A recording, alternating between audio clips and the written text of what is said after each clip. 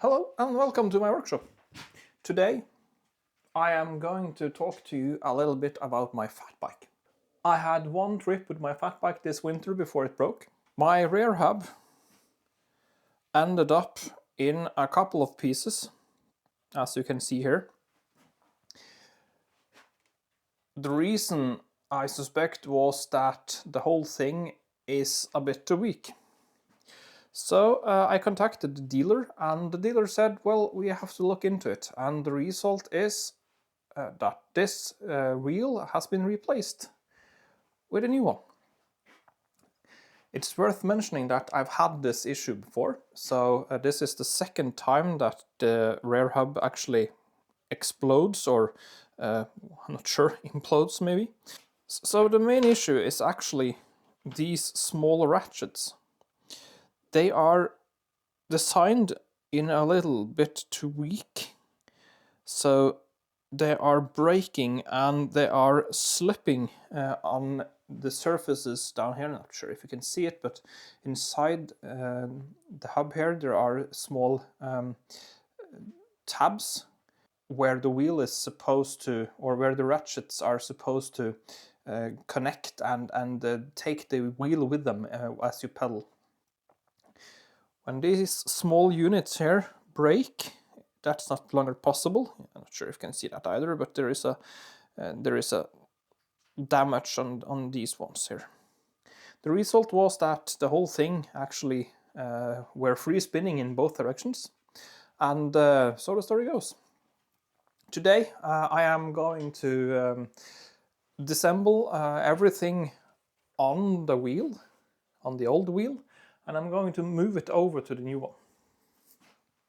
So I thought I'd take you along. This is the old cassette with all its parts, hopefully in the right direction, but we will figure it out once we try to install it. The second thing is this sensor. So I'm going to break loose this sensor. It's a magnet that makes it possible for the engine to actually discover that we are moving.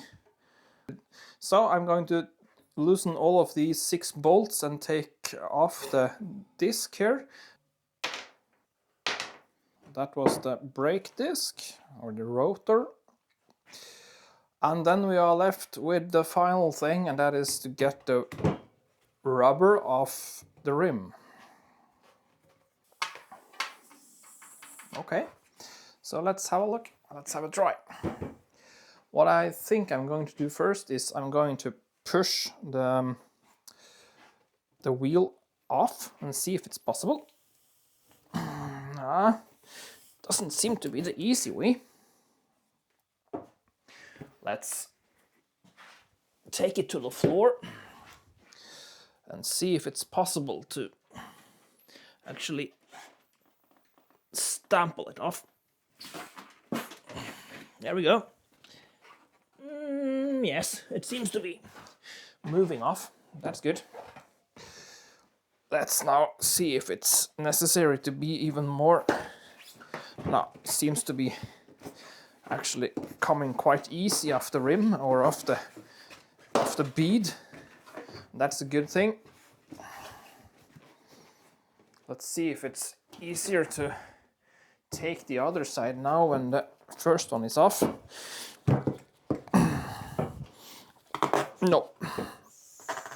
Okay. So we managed to get this side off as well.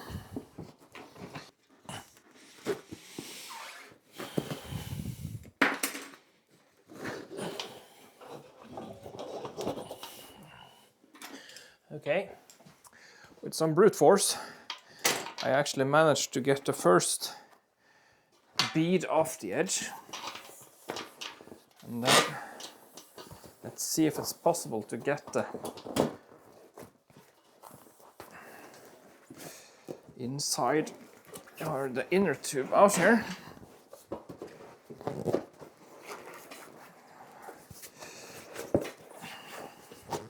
So everything seems to be a little bit more of a struggle when you have a Fatbike, where everything is bigger. Okay. there we go. One tube removed. And then let's see if it's possible to get this rim off. Oh, okay, that was quite easy. Well, okay, so that was the first part. The rim is... actually, it looks quite good. It's a bit of a shame that the whole thing is destroyed. I think I'm going to save this one, maybe for some other occasion, but the hub itself seems to be kind of broken. But I might be able to replace the hub one day when I'm in the mood for such operations. Getting the wheel off was a bit of a struggle, so I'm going to try to fit the wheel on.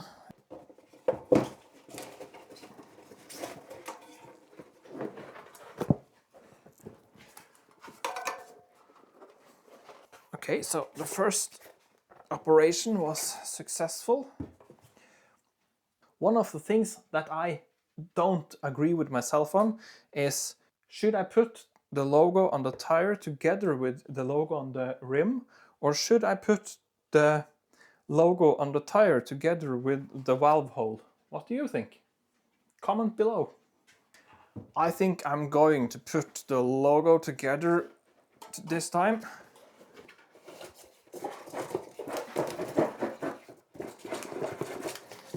Now, you know what? I changed my mind. I'm not sure. Yeah, I'm going with the logos together. So the next operation is actually to get the inner tube into the tire. And then the struggle begins to get the whole thing put together. So I'm starting at one side and then I'm just pressing it as far down as I can so that the bead doesn't start binding up on the edge of the rim. If you're lucky, this operation actually don't need any tire levers or anything. You just manage to squeeze the tire on. And today I'm lucky. So I actually managed to squeeze the tire on without the tire lever. And the next thing will be to pump this thing up so it actually locks into the bead. Then it's just to start pumping. And the main task now is to get the air filled in the tires and to make sure that the bead is actually settling. We are only at half a bar. Oh, there's the first one. Let's see if we get the second one as well. Oh, there's the second one. Okay. The next thing I'm doing is to remount all the things that I actually took off. If you have a look inside this cassette, you see that there is a groove that is smaller than the others. And that smaller groove you will actually be able to identify on the free hub itself. If you spin it around, you'll see that there is one groove which is smaller than the other, and of course this is the one sticking out. And here you see there is one which is sticking out, a smaller one with a bigger spacing on the left. So this is the small one with a bigger spacing on the left. You want that groove to go on the same place as the opposite groove on the hub.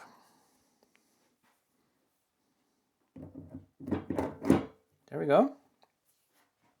See here, there's the big one with the small groove. You just place it over and it will slide. And you just place it where you have the opposite one, and it will just slide perfectly in place. It is important to check what kind of spacers you are putting on, but one of the safest things to have a look at is the amount of space you have left when you are putting on the 12th gear. And in this case, there is a little lump here, and when I'm putting on my final gear, like this, And as you see, there is a small space between this final cog and the free hub body itself, and this is perfect.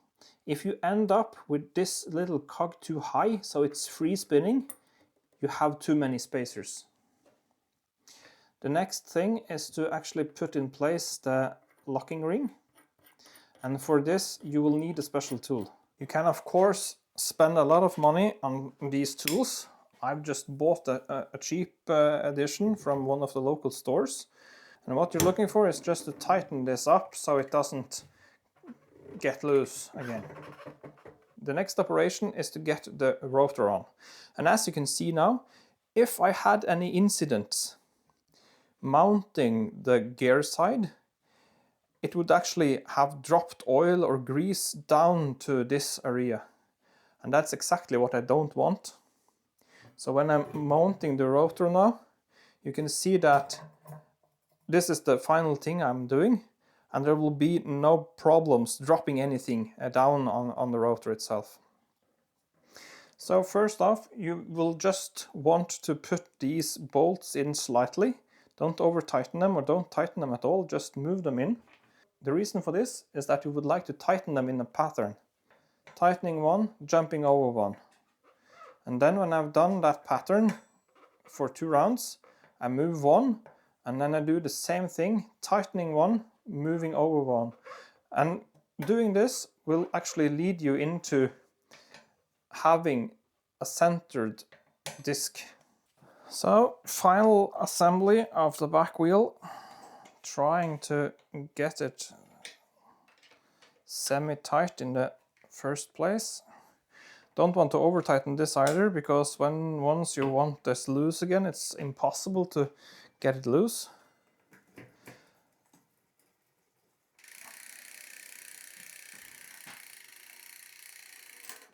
Actually seem to be doing its work quite nifty. Okay, so we have the back gear working again, as expected. The final thing is the little magnet. And the reason that you want this in place is that on an electric bike, you see there is a sensor right here. And this sensor is needed to actually get information from this magnet to be able to get the rotation of the wheel. If not, you have the rotation of the wheel, you will end up having no signal to the computer in the motor saying something about the speed of the wheel. So with no signal of speed, you will actually get no aid from the motor in the bike. Hand tighten in the first place, and then I just move over to where the magnet hits the sensor, and then I just adjust this out to approximately where I want it, and then I tighten it completely. Next thing I'm doing is that I'm turning on my bike, and as you can see now, I have an indication saying something about speed, and when I start turning, hopefully we will see some. Here we go. You can see now the bike is moving, and by adding some aid, I can actually see that, and I can also hear. Ah, wonderful. So now it's working as it should. Well, okay, so there you have it, folks. I've replaced the back wheel on my Fatbike, ready for some action in the snow. If you like these kinds of videos, please let me know. I will make sure to produce more of them. Till next time, have a good one.